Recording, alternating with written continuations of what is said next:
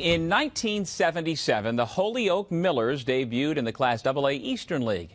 Their starting first baseman was Gary Holly out of Siena. Their starting shortstop was Ed Romero. Both would go on to play in the big leagues, but did lose touch until this summer when fate and CBS 6 brought them back together.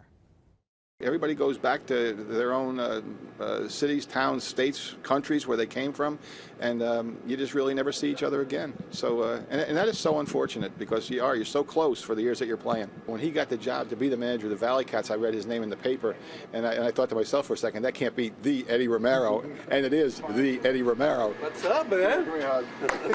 How you doing, man? I'm all right. Much better than I saw you, man. You know, we had a great relationship. I mean, I was a young kid back then. I was 23 years old, and Eddie was 19. We had good chemistry on the team. We had a lot of good guys. We had a mix of older guys and young guys. You know, we were a lot younger, and we certainly weighed a lot less than we weigh right now. We got a little heavier.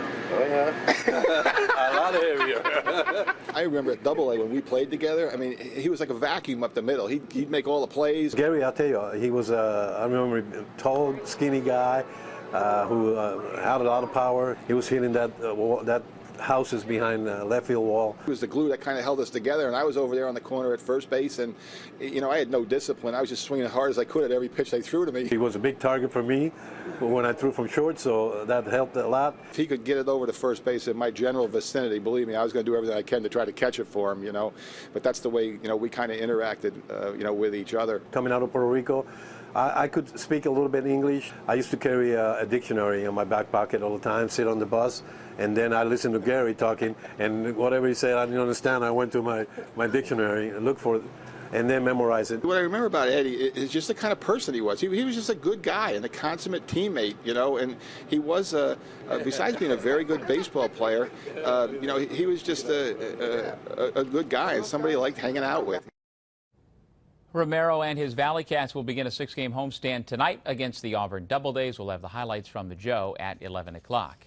Now, Gary Holly still makes his home in the Capital Region. His youngest son, Greg, is trying to follow his father's footsteps to the major leagues. The 24-year-old has split this season between Milwaukee's AA and AAA affiliates. The 6'8" reliever is back at AA Huntsville, Alabama these days following a brief stint at Nashville where he pitched 2 scoreless innings at the AAA level. Holly grew up in Loudonville, went to CBA, and starred for the South Troy Dodgers before heading off to TCU. He's now within shouting distance of reaching the show, just like his dad.